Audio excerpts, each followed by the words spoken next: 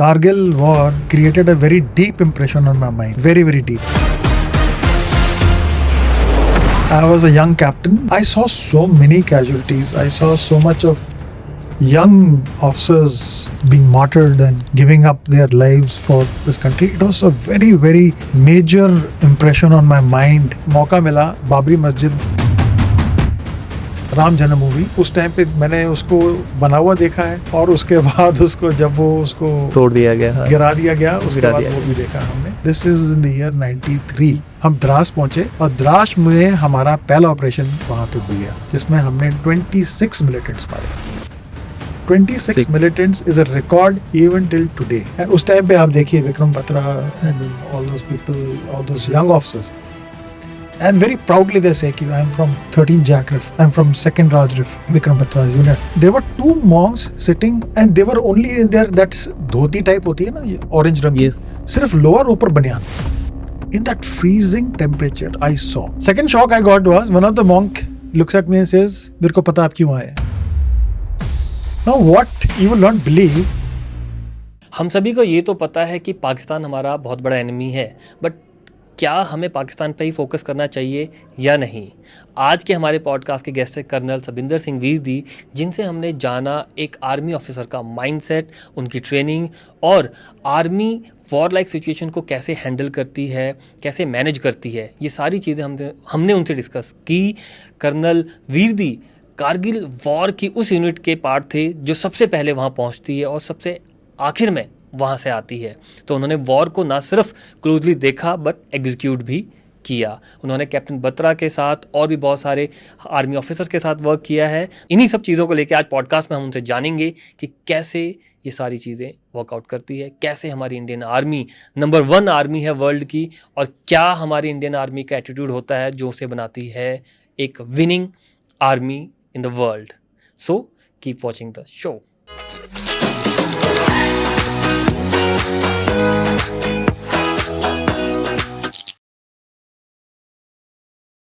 Sir, welcome to the Curious Bites with Sanwal. हमारा शायद पिछले काफ़ी महीनों से चल रही थी ये डिस्कशन कि हम पॉडकास्ट करेंगे, and finally we are here and I am glad कि आप आज आए. एंड वी विल डिस्कस कि आपकी ओवरऑल जो जर्नी रही वो कैसी थी, अपार्ट फ्रॉम दैट कि आर्मी में किस अकॉर्डिंग ओवरऑल आर्मी किस अकॉर्डिंग फंक्शन करती है, ट्रेनिंग से लेके एक माइंडसेट जो बिल्ड होता है एक आर्मी ऑफिसर्स का, हम ऑपरेशंस पर जाते हैं, कैसे वो सारी चीज़ें एग्जीक्यूट होती है. थ्रू आउट द पॉडकास्ट ये सारी चीज़ें आपसे जानेंगे. And once again thank you for coming today. Thank you, Chandan. It's been, I realize I've been avoiding this podcast for quite some time, but there were certain issues I couldn't get over. But thank you for having me over, and it's a real pleasure. Thank you sir. तो मैं सबसे पहले ये जानना चाहूँगा sir कि childhood में पहले से ही कभी ऐसा था कि आर्मी में जाना है, या कुछ ऐसा सर्कमस्टांस बिल्डअप हुए, या फिर कॉलेज ड्यूरेशन में मन में आया कि चलो आर्मी में चलते हैं? My father is also from the army. Yeah, he retired as a brigadier from the army, from the Corps of Engineers. So I have been in the army background throughout my life, and I like the way they function, the army functions and everything. Yes, it didn't. For some time during my college days, I was not very sure what I'm going to do. But then in the back of my mind, I did have this thing that yes, someday I'll give it a shot. So I gave it a shot. I got through the IMA exam once. I got through the interview also. But then something came up in the house. I didn't join. In the second attempt, again I gave. Again I got through, and then I joined the army. But yes, I was always that outdoors kind and want to explore and guns and bullets and all those things. Yeah, they always I had a fascination for them. तो directly जब आप IMA में गए, वहाँ का माहौल कैसा था? वहाँ की ट्रेनिंग्स एंड वहाँ का रूटीन, क्या वो इजी था जैसा बाहर से लगता है, या टफ था? See, I had gone. I was leading a comfortable life in the house in Chandigarh.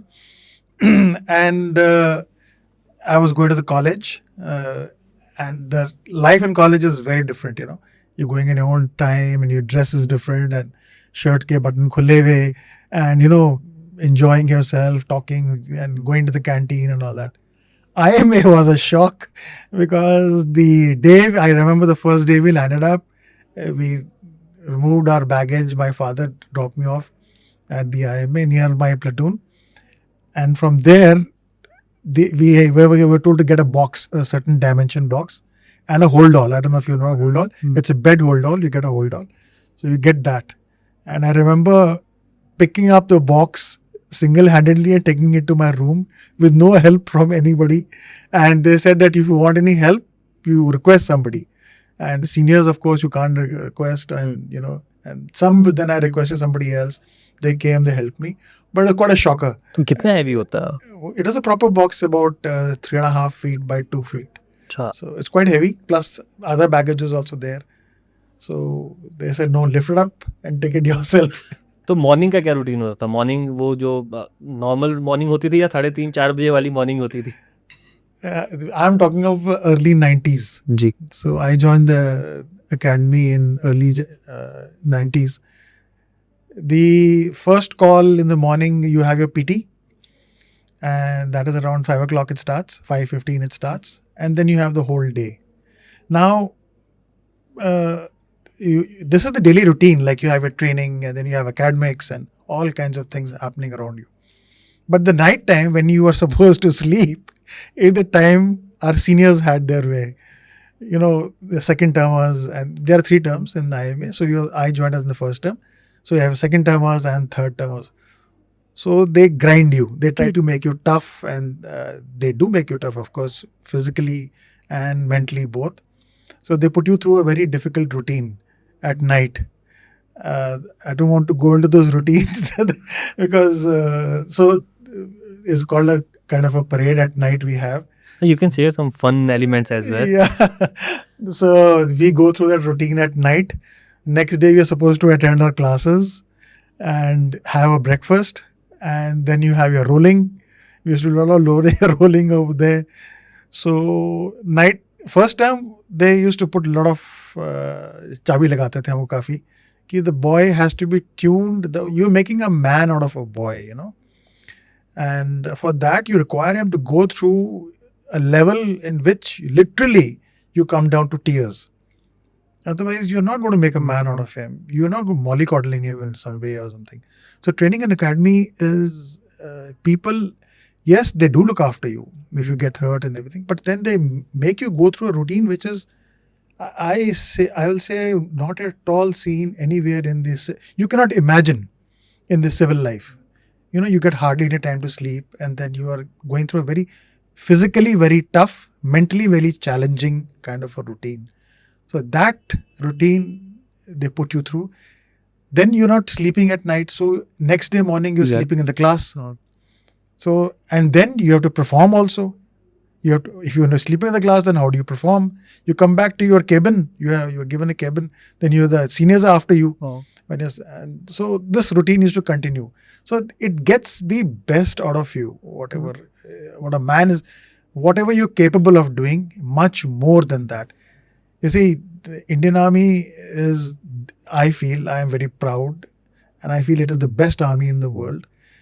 There is no comparison anywhere. I've met so many people. But why is it good is because we go through this kind of training, which is, I have not heard or seen in any of the, places anywhere abroad or anywhere. So if your background is such, if your initial training is such, it is so tough, then automatically your mindset starts getting, accustomed to that. And your mind, you start from a boy or from a civilian, you start moving towards becoming a tough chap who can take on challenges in life, which is very, very important as a young officer. So ऐसा भी होता था जो college में graduation में जो थे लड़के, जब वो आर्मी में पहुंच गए, जो कि बिल्कुल ही अपोजिट लाइफस्टाइल है, उसको देख के ड्रॉप तो नहीं करते थे? ऐसा कुछ भी होता था? देखिए, that's a very nice question because I did my graduation, I was doing my post graduation from Punjab University. काफ़ी सारे लड़के थे जो कि मेरे साथ, काफ़ी सारे थे ऑफिसर जो मेरे साथ पंजाब यूनिवर्सिटी से गए थे. तो they used to ask me कि यार क्या होगा. मैंने देखी जाएगी, चल के देखते हैं वहाँ पे क्या होता है. आपकी बात बिल्कुल सही है कि वहाँ पहुँचने के बाद सडनली वो इधर भाग उधर भाग, ये कर, moment something is happening, some activity is happening and physical mental ये वो हो रहा है, तो बंदा कहीं तो टूट जाते हैं. But because you have gone through that selection procedure, you have gone through an UPSC exam, आपने इंटरव्यू पास किया, आपने जीटीओ एग्जाम पास किया, तो आप में कुछ काबिलियत होगी, ठीक है ना, कुछ तो काबिलियत देखी होगी सिलेक्शन. तो अब उस काबिलियत को मोल्ड करना इज IMS जॉब. वो आपको रगड़ा दे रहे हैं, लेकिन वो रगड़ा दे रहे हैं in to make you a positive person.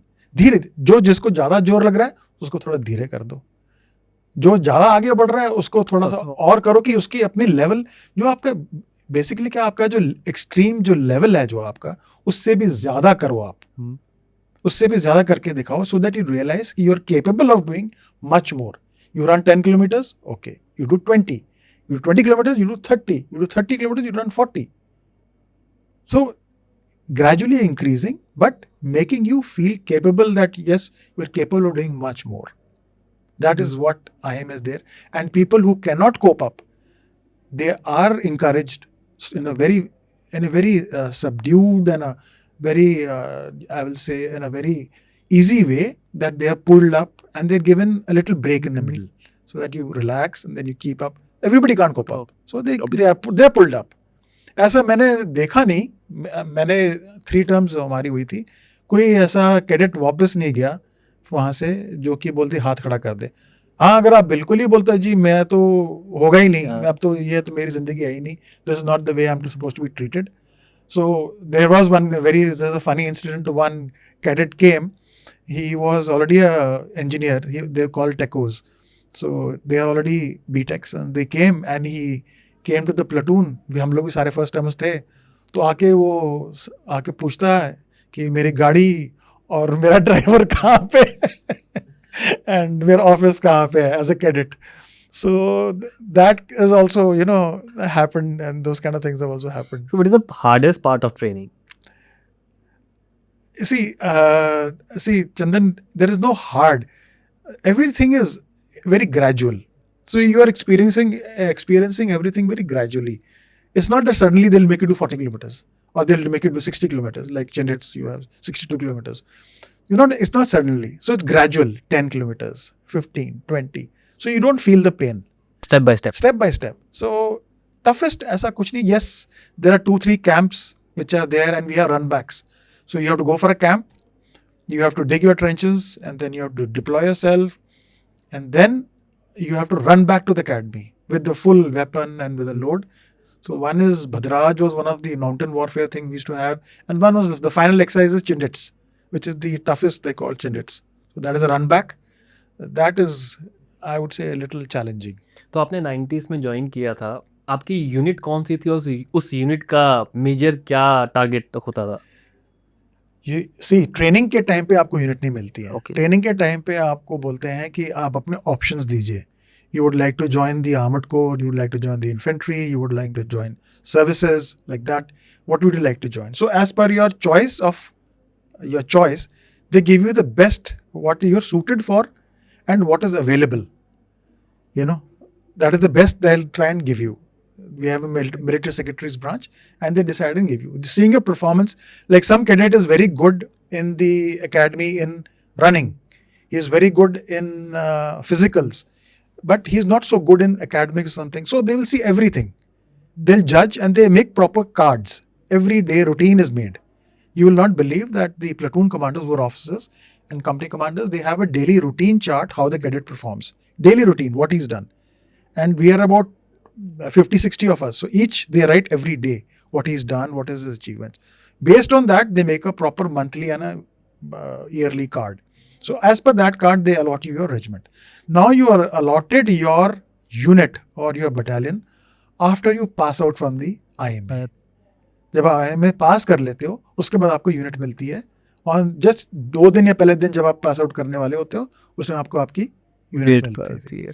That can be infantry, it can be armored corps, it can be artillery, it can be anything. तो आपको कौन सी यूनिट मिली थी? मेरे को मिली थी 2nd Battalion, the 5th Gorkha Rifles, Frontier Force. So that is a very old, 160 years old unit. So that I got. Gorkha rifles का Gorkha rifles. हाँ, उनका एक मोटो भी है, आई गेस. आयो गोरखाली काफिर होनो बंदा मरनो रामरो. तो वो है हमारा charging when we go for the battle we say आयो गुरखाली. तो गोरखा राइफल्स को कहाँ कहाँ डिप्लॉय किया जाता है? एनीवेयर इन कहीं- इंडिया, कहीं पे भी आप डिप्लॉय कर सकते हो उनको. सो देयर वी जब हम कमीशन हुए थे तो उस टाइम नेपाल से हमारे काफ़ी ट्रुप्स आते थे. अभी because of Agniveer things have changed. So we had troops more from Nepal, about 70% from Nepal, and Indian troops were less. Indian domicile troops were less. So that is what. And my unit was in Lucknow when I joined in Lucknow, and our center that is 50 at GTC is in Shillong. So first when we pass out, so very interesting thing is that once you I'll be coming to this thing later on, that coming to Kargil and all that, why Indian Army is what I keep saying is the best. जब आप pass out होते हैं तो आपको पिप्स पहनाए जाते हैं. हमारे टाइम पे सेकंड लेफ्टिनेंट के पिप्स होते थे, अभी लेफ्टिनेंट के हो गए हैं. तो एक जो भी ऑफिसर पास आउट हो रहा है उसको अपनी बटालियन से या यूनिट से एक एनसीओ या नॉन कमीशन्ड ऑफिसर या किसी को भेजा जाता है. यूनिट से एक आदमी आता है, soldier. He comes and presents the entire paraphernalia of the uniform to the officer. उसमें उसके पिप्स होंगे, उसकी केन होगी if the unit has a cane. Cross belt होती है हमारी, क्रॉस बेल्ट या पाउच बेल्ट जो भी आप बोलिए वो होती है. हैट होती है, बेल्ट होती है. सो these are presented to the officer on the day of the pipping. Whoever he wants, his parents or his sister, brother, who he wants. So they can put those pips on him. That is the kind of pride you start your career in the army. कि जब आप जो पहली बार जो आपने पिप्स पहने, आपने अपने यूनिट्स के पिप्स पहने, that is the it starts from there. Your bonding, जो आपकी बॉन्डिंग है, जो आपकी your affiliation towards your unit, and you feel you are a cadet. उस टाइम तक आप कैडेट थे, suddenly you become an class 1 gazetted officer. तो उस टाइम पे आपको फीलिंग आती है कि हाँ, which is not there in other services, or which is not there in other, the thing. Belongingness to a unit, belongingness to a one certain battalion is not there in any other, like say, like police or CRPF or BSF. So I'm not demeaning anybody, or I'm not saying, but why I'm talking about army, I can speak about army because I have been in the army. So that sense of pride comes into you. कि हाँ भाई, I am going to the second battalion, 5th Gorkha rifles, so I am going to do, पूरा जोश आ जाता है. So that is the kind of things. Like we have given a kukri comes, so you feel nice that day, you put it on the first day of your life, in the new life you put on that.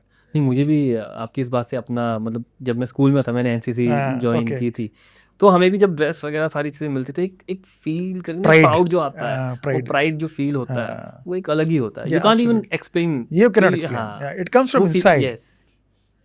तो आपको unit मिल गई, unit मिलने के बाद आपका first operation जो है वो कब हुआ, या आपको कहाँ जाने का मौका मिला?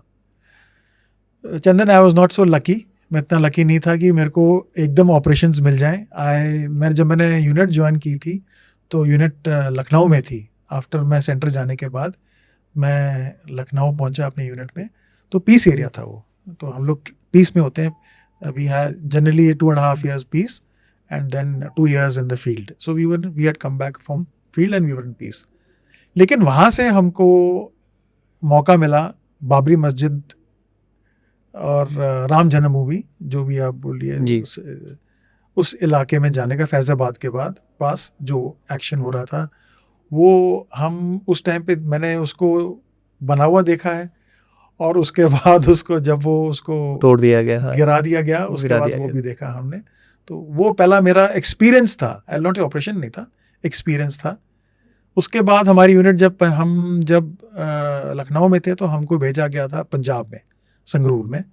जब ये मिलिटेंसी, जब ये पंजाब की मिलिटेंसी चल रही थी, तब हम लोग संगरूर में. उस टाइम पे यस, ऑपरेशन तो हम नहीं कहेंगे, बिकॉज वहाँ क्लासिकल ऑपरेशंस नहीं थे कि सर्च एंड डिस्ट्रॉय या कैसो या ऐसे ऑपरेशंस नहीं थे कि दैट यू गो कि टारगेट, ये सब ऑपरेशंस नहीं कर रहे थे. लेकिन we were helping the police to maintain law and order and to instil a sense of strength in the common people of Punjab that the army is there and they are with you. आपको डरने की बात नहीं है. उस time Punjab police पे काफ़ी कुछ बोल रहे थे कि ये ऐसे हो रहा है वैसे हो रहा है. तो वो फौज को देख के वो थोड़ा सा उन पे से उनका अपने आप मनोबल बढ़ा कि हाँ भाई ये लोग आ गए हैं तो अभी गड़बड़ ज़्यादा नहीं होगी. We can depend on this people. So that was the kind of thing I saw. That was. उसके बाद आई वाज वेरी लकी. उसके बाद ऑपरेशन शुरू हुए. Interesting thing I tell you again. I initially also when I joined the army मेरे को बड़ा जोश होता था. बड़ा जोश. कुछ करना है कुछ करना है कुछ करना है. तो मैंने वॉलंटियर कर दिया ग्लेशियर के लिए, सियाचिन ग्लेशियर के लिए. तो उस टाइम पे सियाचिन ग्लेशियर की अर्ली 90s में काफ़ी बुरा हाल था. इक्विपमेंट नहीं थी and the weather was also unified the weather. And अभी तो इक्विपमेंट और बहुत कुछ आ गया. वहाँ पे तो बिल्कुल बेसिक्स था उस टाइम पे. तो आई वॉलंटियर्ड फॉर दी ग्लेशियर. तो मेरे जो कमांडिंग ऑफिसर्स थे उन्होंने बुलाया मेरे को कि व्हाट इज़ दिस, ये क्या है. मैंने बोला सर देखो अभी यूनिट फील्ड में जानी है तो I would like to serve. There was another unit Gurkha unit going so I would like to go with them. He says ठीक है okay. I was very lucky to have excellent COs. So guru ji थे मेरे actually. They are actually gurus, my gurus. तो glacier का मेरा आ गया कि भाई I am from 25 so 65 is going, you go along with them. तो मेरा आ गया. तो उन्हीं दिनों फिर हमारी यूनिट का मूव भी आ गया. और हमारे यूनिट का मूव कहाँ आया? सियाचिन ग्लेशियर. डायरेक्ट हमारे सीओ ने मेरी बात सुन ली या पता नहीं क्या हुआ, उन्होंने भी वॉलंटियर कर दिया, यूनिट को वॉलंटियर करा दिया. You can have a unit volunteering for Siachen glacier, complete unit. तो फिर मेरा वो एप्लीकेशन विड्रॉ किया गया. एमएस ब्रांच से बोला अब तो यूनिट वहाँ जा रही है. हमारी यूनिट इनिशियली गई द्रास उस टाइम पे.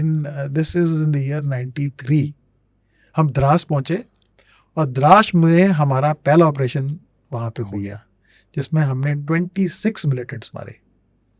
26 militants is a record even till today in one operation over a period of 3 nights. Wow. And the operation was called Operation Rato Khukri. Rato means red and Khukri means that. So उस पर जिस पे blood लग जाता है तो Rato Khukri. So 26 militants we killed. Now one point इसमें आपको बताना चाहूँगा. आप बोल रहे हैं कि द्रास में उस टाइम पे ये क्या है, 90s की बात कर, 94 की. उस टाइम पे तो कारगिल तो 99 में हुआ था, 93 में. मेरा कहने का मतलब, मेरा आपको बताने का मतलब है कि ये जो मश्को वैली सेक्टर है, द्रास, कारगिल, मश्को वैली, ये पुराना इन्फिल्ट्रेशन रूट रहा है. सारे मिलिटेंट्स उसी क्या करते थे, वो क्रॉस ओवर करते थे, गुलटारी, स्कार्डू से आते थे. दिस इज दैट पीओके से क्रॉस करके दे to come over Mushkoh valley में आ जाते थे. मश्को वैली में कुछ नहीं था पहले. We had just patrolling going on there. वहाँ पे आ जाते, वहाँ पे केव्स थी. तो ये वहाँ पे आके देन देयर टू गो. और जब ये समर्स में पासेस खुलते थे तो जोजिला पास जो खुलता था, सोनामर्ग में पहुँच जाना, सोनामर्ग से there to go down to Srinagar. So that was the route. And 26 is not a small number. Yes. 26 is just the militants. You can imagine the amount of ammunition and the explosives that we captured. That is a kind of huge operation. It was really huge. We lost some people also, but then it was a major operation. And तो मैं ये बताने की कोशिश कर रहा हूँ आपको कि ये इन्फिल्ट्रेशन, मेजर इन्फिल्ट्रेशन रूट रही है इनकी, कि ये लोग यहाँ से इस तरीके से आना, इतनी लार्ज क्वांटिटी में आना और आते रहना. अभी वो बोल रहे हैं, अभी जो गवर्नमेंट का जो स्टेटमेंट है वो गवर्नमेंट का स्टेटमेंट है, nobody can contradict, it is a final thing. But we have to realize कि this route was existing for a quite long time, a very long time, and they were using it to this thing. Then from there हम लोग थे द्रास में, हमने काफ़ी देर रहे. उसके बाद द्रास के बाद चुमतांग गए. चुमतांग से भी हम लोग गए ग्लेशियर में, east in the glacier. And I was awarded in the glacier over there.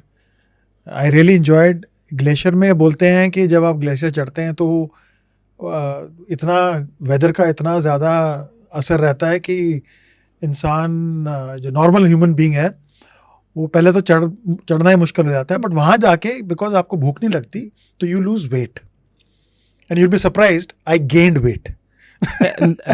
I don't know, I was enjoying myself thoroughly on the glacier. I felt, I don't know, probably my body structure is like that. I gained weight and I was eating so well, and I did not feel like, I mean, they don't let you stay for more than 2.5 to 3 months because the rarity of the air, it starts having negative effects on your body.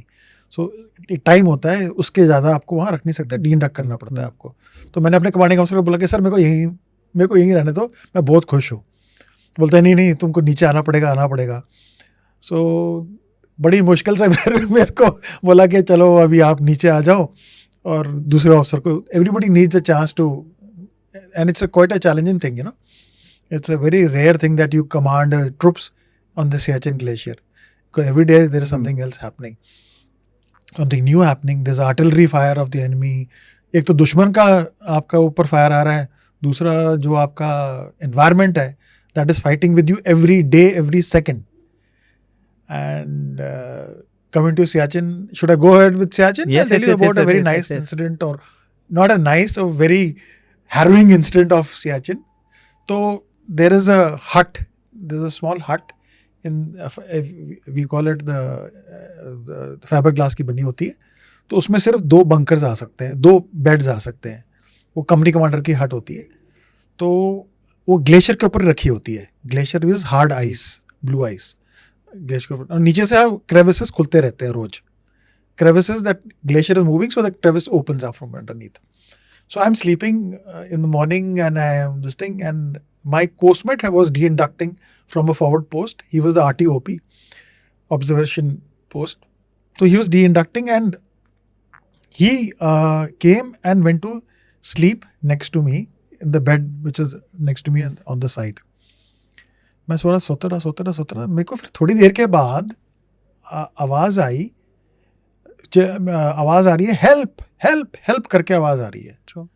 मैं नींद में था, मैंने बोला help, मैं शायद dream कर रहा हूँ, मैं मे बी इट्स ड्रीम और समथिंग, हेल्प ऐसे करके. तो मैंने मैं थोड़ा उठ के खड़े होकर देखा, मैंने आसपास देखा अपने. जो मेरा कोस्टमेट था वो उसके नीचे, बेड के नीचे क्रेवास खुल गई और वो उसके अंदर गिर गया. वो क्रेवास इतनी डीप थी कि आवाज ऐसे लग रही, आवाज नहीं. Now you see his luck. उधर क्या होता है, जो टेलीफोन्स होते हैं वो डायरेक्ट किए होते हैं. टेलीफोन जो एक्सचेंज में है, पोस्ट में जितने भी हैं, सब डायरेक्ट होते हैं. मतलब आप उठाइए तो उधर कोई बोल रहा होगा, या डायरेक्ट होते हैं, कंटिन्यूसली आवाज़ चलते रहती है उसमें. तो ये जब आदमी गिरा, ये जो ऑफिसर गिरा अंदर, काफ़ी नीचे चले गया वो, और साथ में टेलीफोन भी गिर गया. तो उसका जो हैंडसेट है, वो हैंडसेट से वो आवाज़ हेल्प कर रहा था, सबको सुनाई दे रही थी, लेकिन सब किसी को पता नहीं लग रहा था आवाज़ कहाँ आ रही है. तो जो मेरा ऑपरेटर था उसने देखा कि ये तो कंपनी कमांडर साहब के हट में से आ रही है, वो कैसे आ रही है आवाज़, और मेरे को ये आवाज़ आ रही, कहाँ से आ रही है. फिर मैंने उठ के देखा, वो बंदा नीचे तकरीबन 25-30 फुट घुसा हुआ था नीचे, क्रेवास आइस के नीचे. मतलब we are sleeping on that, and imagine suddenly you find there is a crevasse which is opened up right next to your bed, hardly that 25 feet. That he's gone down so much deep. So ultimately we pulled him out. There's not an issue, we could easily pull him out. But his luck that the telephone, otherwise even nobody would have come to know. वो telephone भी साथ में चले गया उसके. तो वो काफ़ी चौड़ी क्रेवास खुली, एंड क्रेवास जब खुलती है रात को, इट्स लाइक जैसे बिजली कड़कती है ना, तो उसी को बिजली ऊपर कड़कती है, ये नीचे से आवाज़ आती है, फटती है जैसे वो क्रेवास. तो it's quite an experience over there. तो अभी जैसा आपने बताया कि लास्ट ऑपरेशन में आपकी बटालियन ने 26 मिलिटेंट्स को मार दिया. अब जितने भी मिलिटेंट्स हैं, इनका ब्रेन वॉश कैसे किया जाता है? मतलब कैसे ये इतने कन्विंस हो जाते हैं कि दैट इज, ये क्वेश्चन जो आपने मेरे को पूछा है, ये मेरे दिमाग में क्वेश्चन जब से मैंने वैली में ऑपरेट करना शुरू किया, it's always been on my mind कि आप, चलो आपने मिलिटेंट तो बन गए, बट कोई लोग होते हैं जिनके पास ये सुसाइड वेस्ट पहनते हैं, इनको कैसे मोटिवेट किया, कैसे किया जाता है. और बच्चे होते हैं, कई तो बच्चे, इंडिया में तो नहीं होता, but abroad I have heard that Afghanistan और तो what is that, what makes a militant, और व्हाट इज इट दैट. देखिए, इसका काफ़ी देर से इसका सोचने के बाद, और जब हमने ये 26 मिलिटेंट मारे थे, इसमें से फॉरेन मिलिटेंट्स भी थे, foreign from Sudan, they were from different areas of the world, they were there. What happens is कि lot of drugs is involved. Now what we have understood over the period of time. Drugs, money and weapon. These three things are there which can really motivate a person to go into the wrong way. जो Afghanistan and all these areas, there a lot of drugs are going on, poppy farming, and it used to be there at that time. So these people are drug addicts. अब drug addict को आप पैसा भी दे दो, उसको हथियार भी पकड़ा दो, ठीक है ना, और उसको बोलो जी जाओ, have a free run in that country. वो उसने नशा किया हुआ है. चलो ड्रग एडिक्ट ना भी हो तो आप नॉर्मल इंसान को एक वेपन दे देते हो, उसको थोड़ी सी ट्रेनिंग दे देते हो. वेपन किसी के हाथ में आ जाए, he starts feeling I'm king, nobody can touch me. Weapon is something like that. Yes. It gives you a lot of confidence. That is why it's not allowed. You have to have a license and all that. So they give you two things, two adrenal rushes, money and weapon. That is one way. Second is, now there are second kind of militants which are inherently from the valley. जो कुछ लोग ऐसे हैं जिनको तकलीफ पहुंची हो. तकलीफ कैसे पहुंची हो? जब हम लोग ऑपरेशन करते हैं, तो जब आर्मी ऑपरेशन करती है तो कोलैटरल डैमेज होता है. हम कभी भी इतना नीट और क्लीन नहीं कर सकते किसी को चोट ना पहुंचे. तो कभी किसी को ठेस पहुंची हो, या किसी को गवर्नमेंट में विश्वास ना हो, या किसी को वो पढ़ाई नहीं की, अनपढ़ हो, कोई भी रीज़न हो सकता है, जॉब नहीं मिल रही हो, it can be anything, any of the reasons. किसी को जाते जाते किसी ने थप्पड़ मार दिया, सर्च चल रहा है तो बोला उसने बिहेव नहीं किया, तो उस in that heat of the moment somebody slaps somebody. Now उस बच्चे को जब बच्चे से लेके बड़े तक किसी ने फादर ने डांटा ना हो, उसको थप्पड़ मार दो, आपको कैसा फील होगा? किसी को डंडा मार दिया, आपने पीट दिया. Any it can be anything. It can be the trigger, can be anything. So he is that domestic kind of person from our own nation who goes across, takes proper training and he becomes a militant and he comes back. But कई ऐसे maximum time तो ये होता है कि जितने ही पाकिस्तान से militants आते हैं कि हमें जन्नत नसीब होगी. Islam is a very is a religion which not only Islam, it can be even in Sikhs, you have Khalistanis. In all the religions, the religion can be misinterpreted to suit your needs, your illegal or you will say unconstitutional needs. You understand what I'm saying? Islam or the Prophet Muhammad, peace be upon him, he said certain things. Now I take his writings and I misconstrue them to suit my cause, my wrong cause.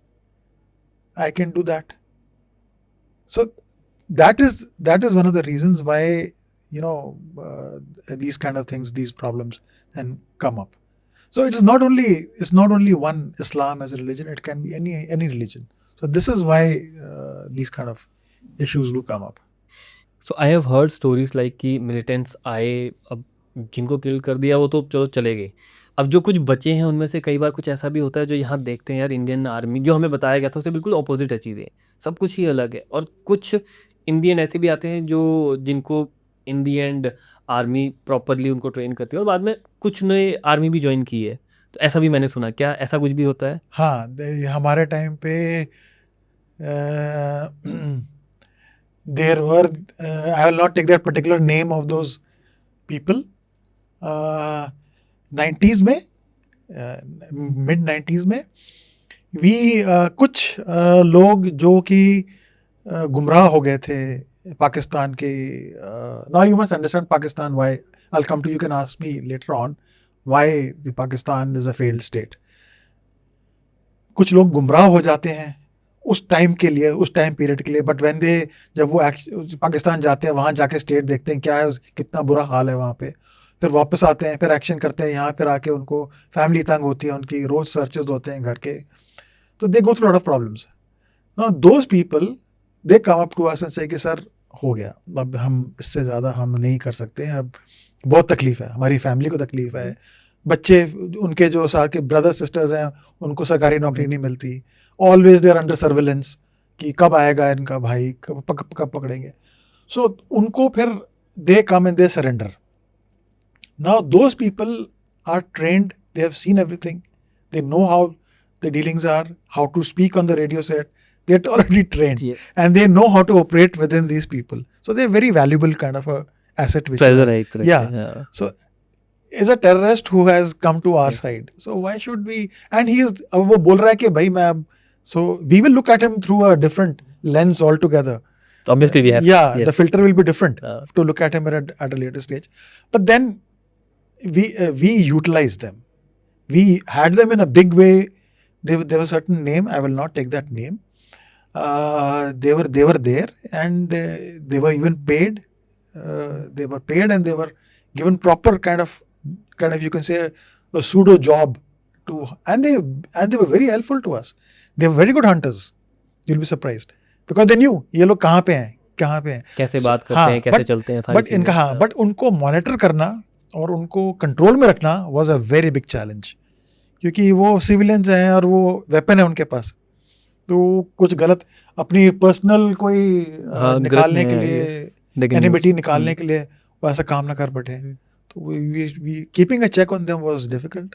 But now I don't, now they being coming, now उनको regular army में भी अब chance दे रहे हैं.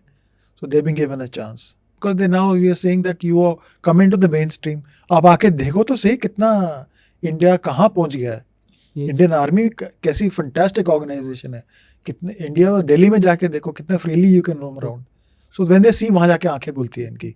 Then they से कि नहीं भाई हम गलत थे. So we use them. तो आप मेजर वॉर जो इंडिया की रही है, कारगिल वॉर, उसमें भी आप थे, तो वो पता कब चला कि कारगिल वॉर होने वाली है? Before we come to Kargil, I'll narrate to you a very nice incident. We were in the glacier, so I de-inducted from the glacier.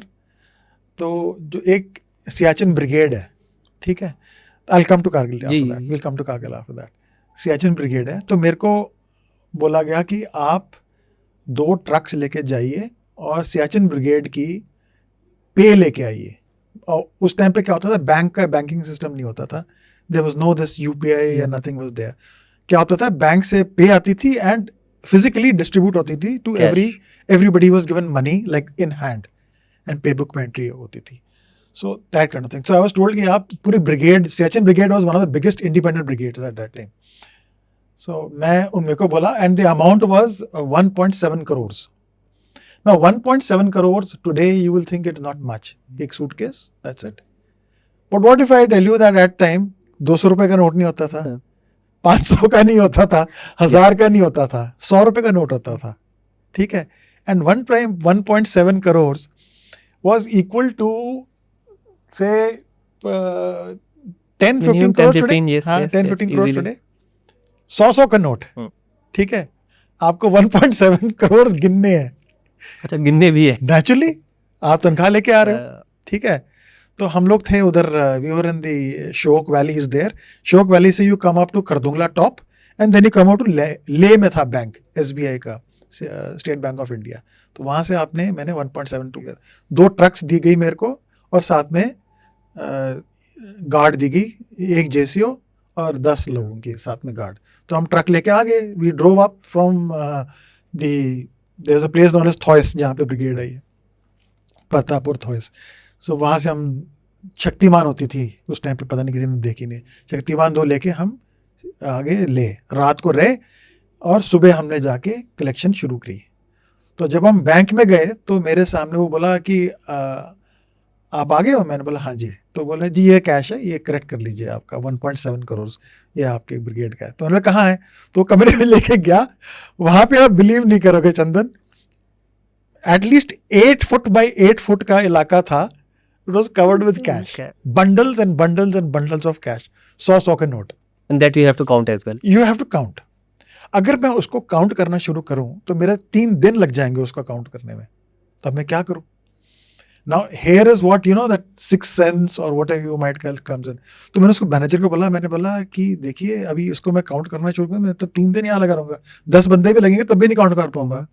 बोलता सर ऐसे कुछ नहीं करना आपने, आप पैकेट उठाइए, उसमें 10 पैकेट बंडल्स होंगे, उसको सिर्फ ट्विस्ट कीजिए ऐसे 5-5 करके आप 1-1 लाख रुपया निकालते रहिए। मैंने बोला गुड यार। अब मैंने बोला इसमें अगर उसमें से निकल गए काम, तो बोलता सर नीचे तक कौन काउंट करेगा बताओ मेरे को आप।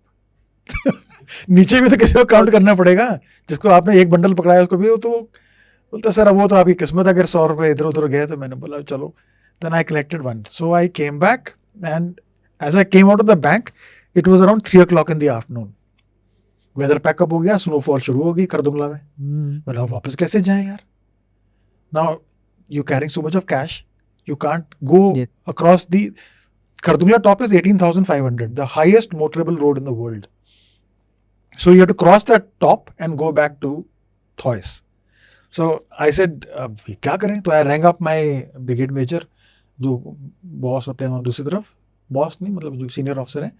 तो मैंने पूछा कि सर अब मैं क्या करूं, मैं तो यहाँ फंस गया, ऊपर बर्फ पड़ने लगी है खरदुंगला में, बिकॉज नीचे चेक पॉइंट्स होते हैं वो अलाउ नहीं करते आपको जाने का, और ये मेरे को अलाउ नहीं कर रहे। कहते हैं क्या करें, तो बोलते क्या, बोलता तू बता क्या करना है। बोला, मैंने बोला कि सर ऐसा करो, आज तो मुश्किल है, ठीक है ना, तो आज रात को मैं यहीं रह रहा हूँ एंड आप मेरे को सुबह एयरक्राफ्ट देना, लेह से चंडीगढ़, चंडीगढ़ से थॉइस। बोलता है यार ये तो तूने मेरे को प्रॉब्लम में डाल दिया, अब इतना पूरा एडमिनिस्ट्रेटिव टाइप करना पड़ेगा। मैंने बोला करो आप, मेरे को नहीं पता, I want aircraft from here, I want इतना कैश है। हाँ कैश है, क्या करें कैसे। मैं बोला आप, मैंने बोला सर ये वेदर नहीं खुला 4 दिन, तो मैं तो बैठे रहूंगा, इतना कैश लेके कहाँ है, I can't keep this thing. तो next day morning the weather opened up little bit, the aircraft came, हमने डाला उसमें और हम चंडीगढ़ पहुंच गए। तो बड़े हम जोश में कि जी हमारे पास, हम चंडीगढ़ पहुंच गए, चंडीगढ़ पहुंच गए।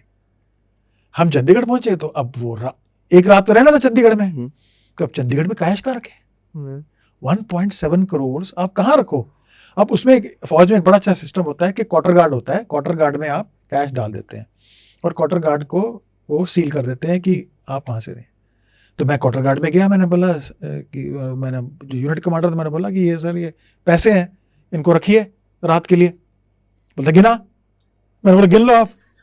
बोलता है मैं बोलता है यार मेरे 3 दिन तो लग जाएंगे उस गिनने में इसको। मैंने बोला नहीं सर आप गिन लो।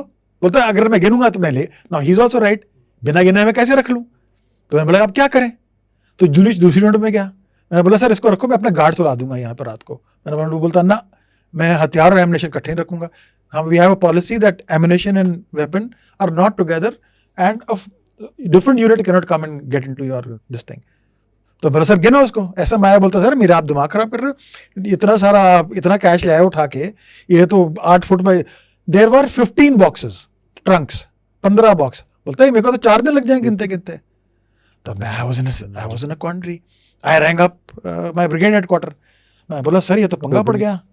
वहां से जवाब आया शाम को 6-7 बजे थे, दे वर ऑल हैप्पी मूड में थे। बोलते तेरे पास कैश है, तेरे पास हथियार है, you are the commanding officer, तूने जो मर्जी करना है कर। You will not believe Chandan, मैं उस टाइम पे गेस्ट रूम पे मेरे को मिला था इन चंडीगढ़, ये जो एन एरिया है उसमें एक गेस्ट रूम दिया गया मेरे को। मेरे एक ऑफिसर थे, यूनिट का ऑफिसर, ही वाज पोस्टेड है कर्नल सुहाग। सो आई सेड कर्नल सुहाग को बोला सर मेरे को एक सेपरेट रूम दो, मैं I am going to do what I feel best. मैंने सारा कैश डाला उस कमरे के अंदर, उस बक्स के ऊपर एक बक्स रख के डबल बक्स बनाया, उसको बेड बनाया और उसके ऊपर मैंने डाली मैट्रेस अपनी, साथ में रखा अपना हथियार और मैं उधर उसके ऊपर सो गया। नेक्स्ट डे उठे और एयरक्राफ्ट लेके फिर हम थॉइस पहुंचे। तो आपके साथ कितने और लोग थे? मेरे साथ 10 लोग और थे। वो थे they can't stay in the officers mess because they had to go back. Now I was alone at night and I'm sleeping on 1.7 crores of money alone at night as a captain साहब, and you can imagine my state. रात को मेरे को नींद नहीं आई उस दिन। This was a very interesting age. अच्छा, one more incident I'll tell you. Another incident I'll go over, very interesting, which you must, and people say supernatural है, ये है वो है, कुछ होता है। अच्छा, मेरी in 1995 the unit had finished our tenure in the Siachen Glacier. We de-inducted to a place called Panamik, जहाँ पे हम लोग, क्योंकि सियाचिन में पानी नहीं है तो पानी की कमी होने के कारण हम अपने कपड़े नहीं धो सकते, कुछ नहीं कर सकते। सो हम लोग को डी-इंडक्ट करते हैं यूनिट को पूरी to a place called Panamik. वहाँ पे हॉट स्प्रिंग्स हैं। नेचुरल हॉट स्प्रिंग्स, एंड वहाँ पे आप अपने कपड़े धो सकते हैं, साफ सफाई, छुट्टी वुट्टी सब कुछ शुरू हो जाती है. So 95 November I was to get engaged, and one day before the flight, 2 days before the flight, day after tomorrow is the flight. So 2 days before that, I took out my identity card and my leave certificate. You get a leave certificate when you go on, and I kept them on. Like there was a long barrack in which there were about 15 officers sleeping. So मेरा bed था, साथ में एक table था, और साथ में उसके एक और बेड था, एक ऑफिसर का था. So I took out my identity card. This is 2 nights prior. So I took out my identity card and my payslip I put on the table कि भाई, क्योंकि आइडेंटिटी कार्ड जमा हो जाता है एजेंट के पास before you know when in normal circumstances, तो वो मैंने वहाँ रख दिया साइड में टेबल के ऊपर, और मैं सो गया रात को कि भाई कल सुबह उठेंगे और जो नॉर्मल एडमिनिस्ट्रेशन अपना करना है ये वो करके फिर परसों निकल जाएंगे हम इंगेजमेंट के लिए. तो मैंने जी वो रख दिया वहाँ पे टेबल पे, सो गए रात को. सुबह उठे आराम से, क्योंकि काम तो कुछ होता नहीं, कुछ सफाइयाँ चल रही है, वो धुलाइयाँ ये वो चल रही है. तो आराम से उठ के मैंने ये उधर उधर देखा, आइडेंटिटी कार्ड मिसिंग. अब क्या होता है फौज में, there is no ticket system in the aircraft. कोई टिकट नहीं होती है. You have to just show identity card and get on the aircraft, because it is capacity is quite a lot. It is सिर्फ prior information officers के लिए, it is quite easy. Identity card बिना आप चढ़ नहीं सकते. सो चढ़ सकते हो on a temporary I card, but then उसकी I tell you why it is this thing. No, loss of identity card in the army is a very serious offence. It leads to an administrative action against the officer, and it can cause loss in seniority. You can lose up to 6 months of seniority if you lose your identity card. Identity card loss is a very major thing in the Indian Army. There's a court inquiry held, and the officer is then, a lot of things happen, and 6 months of your service you lose. Very serious, very, very serious. मैं panic कर गया. मैंने बोला यार कल मेरी flight है, ये आइडेंटिटी कार्ड नहीं मिल, कहाँ रखा था. मैंने अपने जो मेरा बडी था उसको बुलाया, मैंने बोला ढूंढो. तो फर्स्ट मेरी थॉट कि यहाँ कहीं गिर गुर गया होगा पलंग के इधर उधर. ढूंढना शुरू किया. 1 घंटा हो गया, 2 घंटे, सारा हम देखा, आइडेंटिटी कार्ड और वो लीव सर्टिफिकेट दोनों मिसिंग. ढूंढते फिर हमें 2 घंटे हो गए. बाकी ऑफिसर्स को भी पता लग गया. तो बात पहुंच गई. उस time my CEO was on leave, so officiating CEO होते थे कर्नल मिश्रा हमारे, उनको पास पहुंची. तो बोलता है नहीं ऐसा कुछ नहीं होगा, कहाँ जा सकता है, how can it go anywhere. तो somebody is on a foul play. तो उन्होंने पूरी बटालियन को स्टैंड टू कर दिया, मतलब 700 आदमी खड़े कर दिए. पूरी बटालियन खड़ा किया कि अगर वृद्धि साहब का आइडेंटिटी कार्ड नहीं मिला है तो I am going to make you do all kinds of physical. हमने ढूंढना शुरू किया जी. 12 बज गए दोपहर के, 1 बज गया. Even the bathrooms were searched कि किसी ने टॉयलेट में तो नहीं फेंक दिया. इधर उधर जी पूरा एक कोना छान मारा, नहीं मिला. अब मेरे रोने छूट गए. मैंने बोला यार कल मैंने फ्लाइट के लिए जाना है. My life's next most important step which I am going to take is starting on a very wrong foot, because after I come back I have to face the music. You loss of seniority and march up and this and that. ये तो गड़बड़ होगी बिल्कुल. तो मैं बड़े परेशान. गुरखास में हमारे बुद्धिस्ट भी होते हैं, ठीक है. तो एक लड़का आया मेरे पास, बोलता है साहब ऐसा है कि Panamik is a very it's small village, very about 5-6 huts only that time. I don't know about now. साहब यहाँ पे ना ऊपर एक हट है, काफ़ी दूर यहाँ से 4-5 किलोमीटर. वहाँ पे 2 मॉन्क्स बैठते हैं एंड वो पूजा करते रहे हैं, because he was also Buddhist. तो ये पूजा करते रहे काफ़ी देर से, एंड उनसे जाके पूछो. मैं बोला क्या है यार, तू कैसा आदमी है यार, क्या बात कर रहा है ऐसे. मैं don't believe in all this. ID card, हाँ आईडेंटिटी कार्ड है, उसको क्या पता होगा आइडेंटिटी कार्ड कहाँ गया. बट देन आई थॉट कि यार 4 बज गए शाम को. मैंने बोला कि यार अब तो कुछ करना ही पड़ेगा. मैंने बोला कुछ नहीं होता तो चलो अब जाके एक बारी चक्कर मार के आते हैं. So I went there and we took the Jonga and went up to that hut. आप बिलीव नहीं करोगे Chandan, it was freezing. We had put on glacier jackets. It was freezing and we went into that small hut. So we knocked and अंदर से आवाज़ आ जाइए आगे।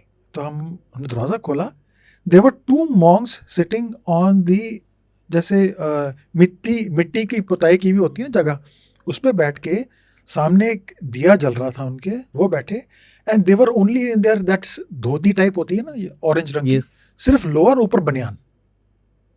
In that freezing temperature I saw those people and they said अंदर आ जाइए। So we closed the door and got inside. First shock was that. Second shock I got was one of the monk looks at me and says, मेरे को पता आप क्यों आए हैं?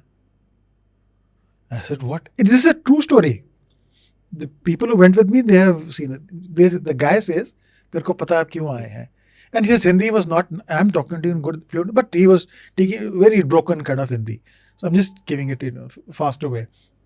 हमको पता आप क्यों आए? तो मैंने पूछा, जी बताइए। बोलता है आपका कुछ गुम गया है? मैंने हाँ जी। बोलता है फिक्र मत करो, मिल जाएगा। तो मैंने बोला कैसे मिल जाएगा? He is very broken kind of Hindi. तो बोलता है जी, then he went on to describe the person who has got his identity card.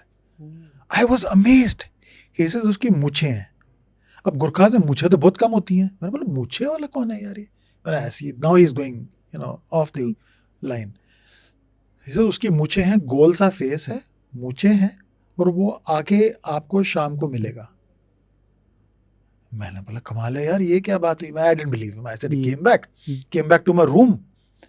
Now what you will not believe is that the officer who was sleeping next to me was a quartermaster. He had a file which was lying on the table.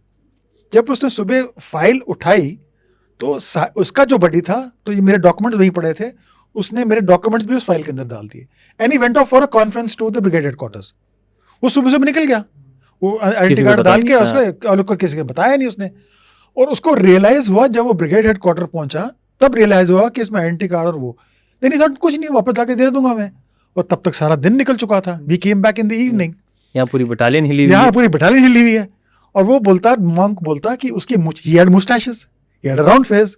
Colonel Sanjeev Kumar Sharma, he's Sanjeev Sharma, he was on the battalion, he was the quartermaster. I came back. मैं I was very dejected जब मैं उस monk से वापस आया। वहाँ खड़े होके मेरा ट्वाइस ही शैंपेन की बोतलें खड़ा हुआ रास्ते में, ऐसे literally I am telling you, ऐसे रास्ते में खड़ा हुआ। बोलता है विरदी तेरा आइडेंटिटी कार्ड मिल गया। मैंने सर कहाँ मिला? बोलता है ये संजीव के पास था, and by mistake he carried it with him to the brigade headquarters, and it's here it is yours. And we, उस टाइम पे मेरा टेम्परेरी आइडेंटिटी कार्ड ही बन चुका था। अच्छा, my colonel Mishra already made it. I was shocked. I said look at this, how can this happen? मैंने उसी time गाड़ी में ये कुछ सामान डाला, मतलब थोड़ा सा राशन डाला, उसमें डाला, and I went back to the monk. दाल दूल डाल के मैं वापस मॉन्क के पास गया। मैंने बोला this is for you. He said I don't want it. मना कर दिया। Yeah, he said, do you have rice? I said, yeah, I do have rice. Then he said, give me rice. So I gave him rice, and that is all. And this is such an amazing thing. And then, of course, next day I took my flight and I got engaged and I was very happy. This has happened in that area, in that barren area, and this is a true incident. And that it's documented in the regimental history, what happened that day. अच्छा, Yeah. oh, Crazy. miracles It's like do crazy. happen. Yeah, miracles. Now you asked me a question which is थोड़ा difficult answer करने के लिए, because इसमें government का जो कहना है, जो बोलना है, that is already in black and white, so I can not contradict, and I am nobody to contradict, I am nobody to really contradict what is been said by the government. It is clear when they have said it. मैं आपको एक incident narrate करता हूँ. हमको तो 8 mount, ये सारा मैं I was G3 8 mountain division, मतलब कि grade officer 3 intelligence in 8 mountain division. I was posted there as a staff officer in with 8. 8 mountain division is the one which won the Kargil war ultimately. Though of course 6 Div was also there, but 6 Div was not pushed, so 8 Div was pushed in. Now 8 mountain div was deployed in CI grid, मतलब counter insurgency के लिए it was deployed in the valley. उनकी जितनी जो brigades थी हमारी, they were operating in the valley, counter insurgency grid पे थी. काउंटर समझते हैं ना, वो militant and Yes, anti-militant yes. operations. So in the month of February-March 1999 एक कॉन्फ्रेंस हुई थी जिसमें कि इन February-March जिसमें कि एक सीनियर ऑफिसर ने खड़े होकर बोला था कि सर वहाँ कारगिल और उसके मशको, कारगिल और उसके इलाके में, चोर बाटला के इलाके में कुछ इन्फिल्ट्रेशन दिखाई दी गई है in very certain terms he said, and is a senior officer. So उसको फिर वहाँ पे उससे भी सीनियर ऑफिसर्स ने बोला कि आप इसके बारे में बात नहीं करेंगे, आपको उनको बिठा दिया गया वहाँ पे. But that I remember very clearly because I had gone with the GOC to the core headquarters and वहाँ पे स्लाइड्स दिखा रहा था मैं, तो उस टाइम पे ये सब चल रहा था, तो मेरे सामने हुआ ये भी जो भी हुआ. तो उस I will not take any names और क्या कैसे हुआ, बट उनको जो सीनियर ऑफिसर थे उन्होंने बोला कि आप इसके बारे में बात नहीं कर रहे थे. बट हमको कुछ पता लग गया था उस टाइम पे, this is the month of March April की कुछ हरकत वहाँ पे गलत होगी और वो लोग अंदर आ चुके हैं. अब वो क्या वो रेगुलर आर्मी है, क्या वो मिलिटेंट्स हैं, क्या वो मुजाहिदीन है, क्या है, वो हमको नहीं पता था. तो that was the first incident in which we came to know that हो रहा है. उसके बाद फिर जो ट्रुप्स वहाँ पे डिप्लॉयड थी कारगिल सेक्टर में, जो वहाँ ब्रिगेड डिप्लॉयड थी, उन्होंने फिर प्रोबिंग एक्शंस शुरू किए और उनको फिर काफ़ी रेजिस्टेंस हुई. और उसके बाद फिर हमको 8 माउंटेन डिवीज़न को ऑर्डर्स मिले मूव करने के लिए वहाँ पे. तो it was, I remember 28th of May that I was the G3. I was in Sharifabad and I was put on short notice. 26th I was told कि होगा. 24th, 23rd, 24th I was told कि होगा, तुम अपना बोरी बिस्तरा बांध लो. My wife was with me, my child, my 10-year-old daughter was with me. I said बोरी, उन्होंने बोला कि अपना बोरी बिस्तरा बांध लो, you will go. Why I was go? Firstly, I'm very lucky, extremely lucky. I was chosen to go for 2 reasons. एक तो मैंने बताया कि 94 में हमने ऑपरेशन किया था वहाँ पे 26 militant bag. The terrain was known to me. I have served in the glacier. I have seen that entire. I have walked most of that area. Mashko I have seen. I have walked in Mashko. So I was very familiar with the area, and my body is tuned. Yeah, tuned to go into that sector again. Nothing can happen to me because दूसरे लोगों को क्या होता है, जब कोई आदमी दूसरा जाता है तो शायद उसको AMS हो सकता है, एक्यूट माउंटेन सिकनेस हो सकती है, या ब्रीदिंग प्रॉब्लम हो सकती है. अब all those things cannot happen to me because I already stayed there for good about 2.5 to 3 years. So the GOC, I think probably that was one of the reasons. Second reason was he is from Gurkhas, I was from Gurkhas. So that affiliation is always there. So he says कि तू जाएगा. And I was very lucky, and I want you to see, very lucky. I was the first, Colonel Prasher, he was a G2 Ops. He and Self were the first officers to reach Matyan, just short of Dras. Matyan with the Devet quarters, and we were the last to leave after the entire operation finished. So from day 1 till the last day of operation of Vijay, we have seen the entire operation day to day, second to second, minute to minute. तो सबसे पहले जाने वाले भी आप और सबसे last में आने वाले. First people to reach Matyan were us. तो टाइगर हिल्स तक टोटल वहाँ भी, या फिर आप लोग थोड़ा सा? नहीं, द्रास का लेआउट ऐसे है, मैं आपको दिखा दूंगा कैसे है उसका. There is Kargil is there. Kargil से जो आपकी जो लेह श्रीनगर एक्सेस जो रोड जाती है, कारगिल आ गया. कारगिल से पहले आता है Dras, but 1.5 hours short of Kargil. उससे पहले आता है फिर ये मत्यान, जहाँ पे हमारी डेविड क्वार्टर्स मूव किया था, मत्यान. और उससे पहले आता है मुगलपुरा, मुगलपुरा इज जस्ट जैसे आप जोजिला पास क्रॉस करते हो तो लेफ्ट साइड में मुगलपुरा पड़ता है. तो because of very intense shelling on Matyan, we had to shift to Mughalpura later on. I will tell you about that later on. तो ड्यूरिंग द वॉर सिचुएशन वहाँ का ओवरऑल जो माहौल होता है वो कितना इंटेंस होता है? और This Kargil war created a very deep impression on my mind. Very, very deep. I was a young captain, and why I'm saying a deep impression on my mind, because I saw so many casualties. I saw so much of young officers, dying and giving up. Not dying, it is being martyred and giving up their lives for this country. It was a very, very major impression on my mind when those bodies used to come down. There's a system in the army that any soldier's body, Indian Army soldier's body, will never be left unaccompanied. So they used to come to the David quarters. Sometimes I used to take it to the helipad and going along with those people. So I used to see them on a daily basis. That leaves a very, very deep impression on your mind. And shelling and all is okay. I had got used to it pretty. I was on the glacier, so वहाँ पे तो nearly every week गोले आते थे हमारे पे. So I was very accustomed to that. But then this kind of casualty rate I have never seen, and it left a very deep impression on my mind.